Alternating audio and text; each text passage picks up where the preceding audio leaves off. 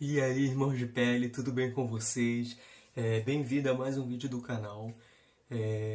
Hoje o vídeo vai estar sendo diferente, vai ser uma entrevista com o médico dermatologista Dr. Dimitri. Eu pedi pro povo do meu Instagram tá me mandando algumas perguntas para eu poder estar mandando essas perguntas para o Dr. Dimitri para ele poder estar respondendo. Porém, essa entrevista vai ser um pouco diferente.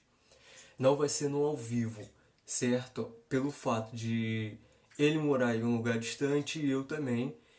E não teria como fazer uma live porque minha internet ela tá bem ruim, então toda hora ia ficar caindo, toda hora ia ficar travando. Então, antes de começar o vídeo, o Dr. Dimitri vai estar dando uma palavrinha aí para Olá pessoal, Dimitri, médico dermatologista. Vim a pedido do Luciano esclarecer algumas questões, algumas dúvidas de todo mundo, e eu queria passar algumas mensagens também. A gente sabe que a psoríase não é uma doença fácil de lidar, que tem muita gente que sofre com muita angústia, muita ansiedade por conta da doença.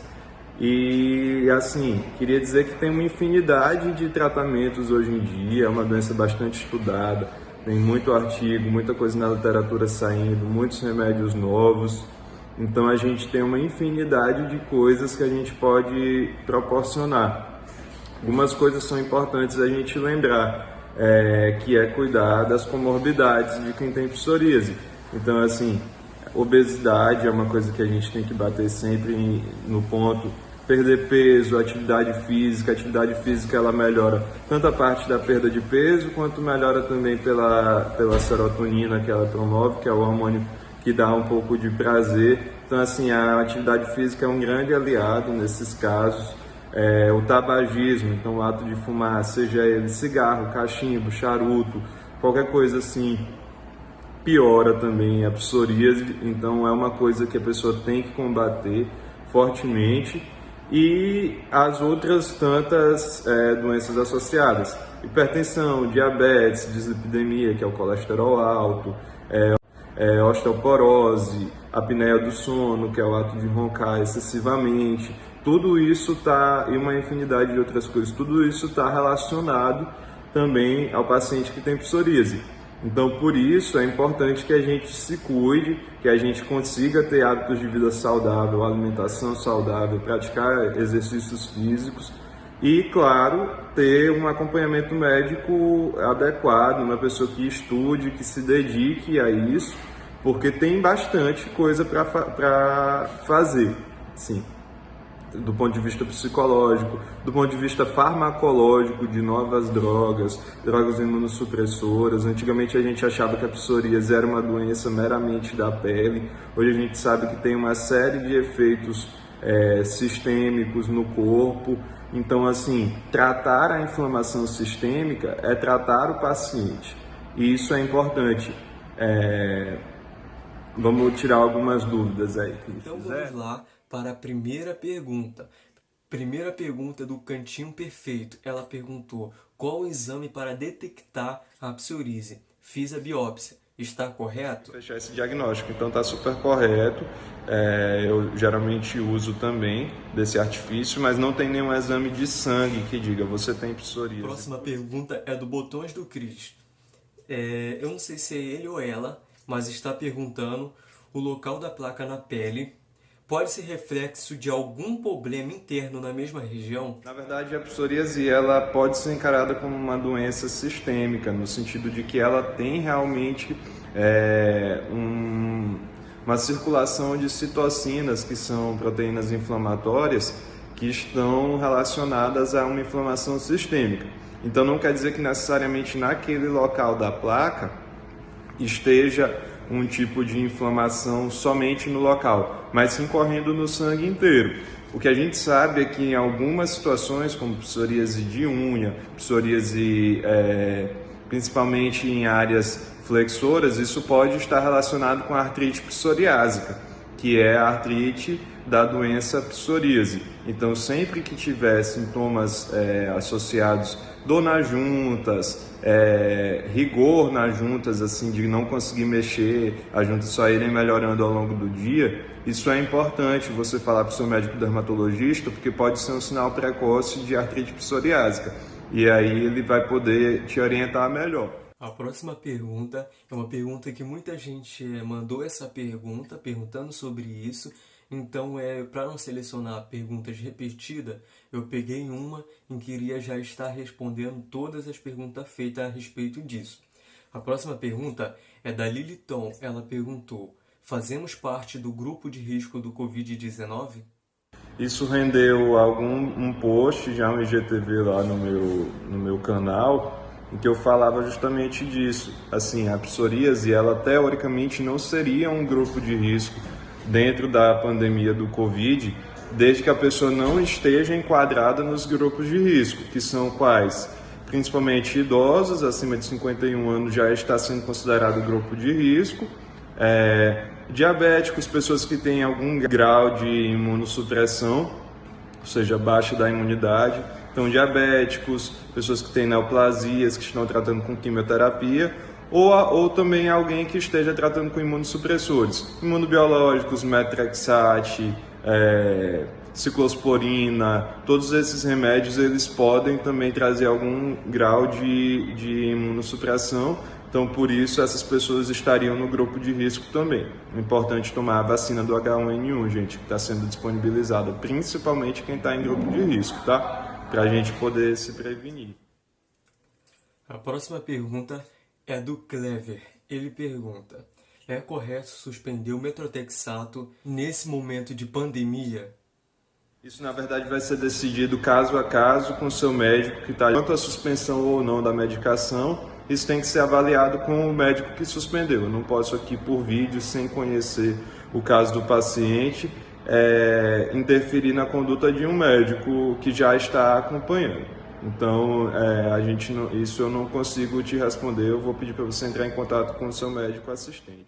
Zuleika pergunta: a psoríase é o que chamavam de lepra? Ao longo da história, se confundiu muito a psoríase com a hanseníase. A lepra bíblica é a hanseníase, o mal de Hansen, uma doença que é relacionada a um bacilo, a uma bactéria.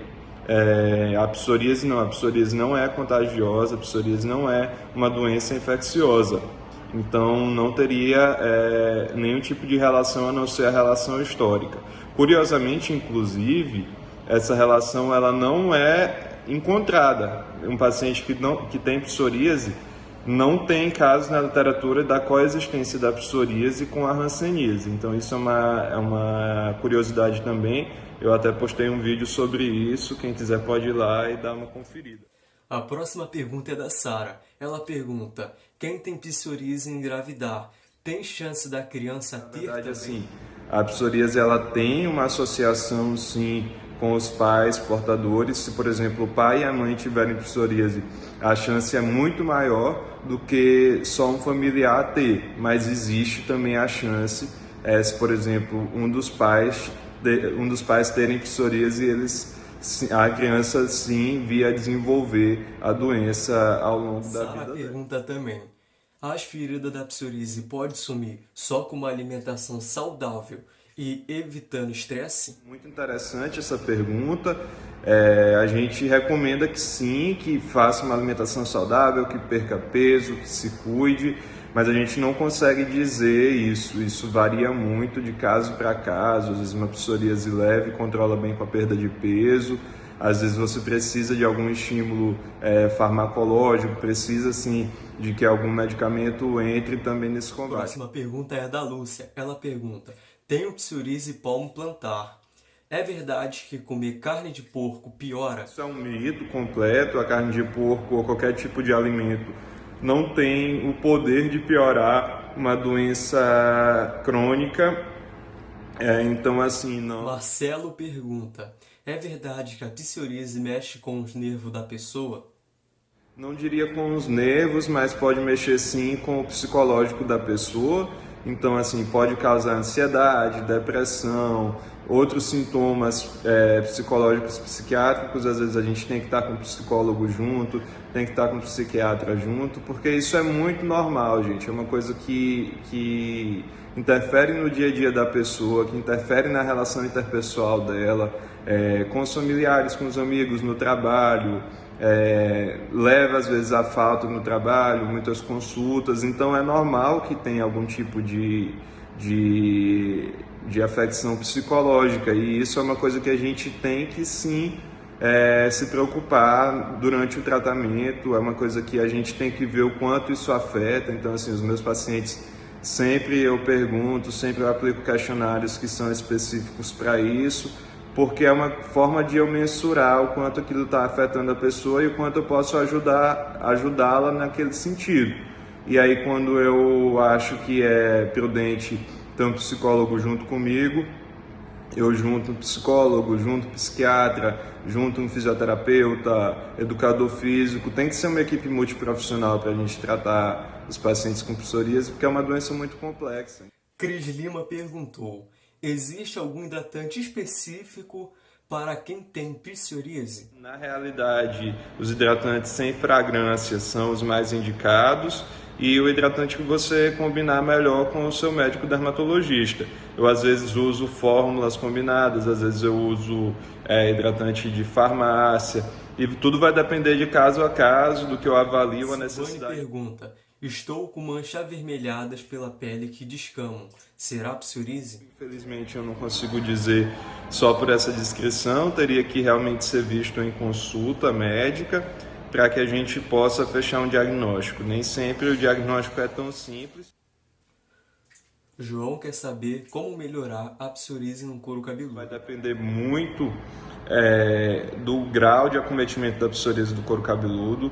Às vezes não é tão fácil tratar a psoríase do couro cabeludo. Tem que ver realmente se é psoríase, às vezes pode ser dermatite seborreica. Existe uma infinidade de diagnósticos diferenciais, uma infinidade de tratamentos, desde tratamentos tópicos, shampoos, até loções capilares, coisas que a gente manda manipular, fototerapia, até imunobiológicos, até medicações sistêmicas, se for o caso. Isso tudo passa por uma avaliação também do quanto está afetando a qualidade de vida da pessoa, isso eu sempre faço no meu consultório, do quanto a pessoa tem a necessidade realmente de tratar aquilo. Não é individualizado, gente, cuidado de psoríase é individualizado, não tem como você seguir uma receita de bolo para todo mundo. Então é importante encontrar alguém que tenha, algum profissional que tenha esse cuidado de estudar mais especificamente a doença, porque é uma doença que vem mudando constantemente, tem muita coisa assim. Então, para a psoríase de couro cabeludo tem muita droga também que está focando nisso, que tem boas respostas, então é uma coisa a mais para a gente ver. Então, gente, essa foi a última pergunta. Espero ter ajudado vocês, eu e o Dr. Dimitri. Se vocês gostaram desse vídeo, dessa entrevista, você deixa o seu like aí, comenta aí embaixo o que vocês acharam. Se você ainda não é inscrito no canal, já se inscreva no canal, beleza? Não deixe de me seguir lá nas minhas redes sociais, na Vamos Falar de Psoríase, no meu Instagram. E no meu pessoal, se você quiser também, Luciano Castro. Eu vou estar deixando um link aqui na descrição do vídeo, beleza? E não deixe também de seguir o Dr. Dimitri, se você quiser mandar uma mensagem para ele, quiser estar acompanhando o canal dele lá no Instagram, você pode estar indo lá que eu irei também estar deixando o link do Instagram dele aqui na descrição embaixo, beleza, gente? Então vamos finalizar o vídeo com mais um pouquinho da mensagem do Dr. Dimitri e até o próximo vídeo, pessoal! Estou à disposição para outras perguntas que tiverem, e assim, eu queria dar uma força para todo mundo, dizer que é um momento delicado agora, esse momento da pandemia do Covid, mas que ele requer sim o isolamento social, mas não requer ansiedade, não requer desespero. Nós vamos sobreviver a isso tudo e a gente tem que seguir os cuidados específicos. A psoríase também traz muita angústia, né? Então, assim, o que eu conseguir ajudar vocês a melhorarem nesse momento, por favor, contem comigo. Um grande abraço e até a próxima.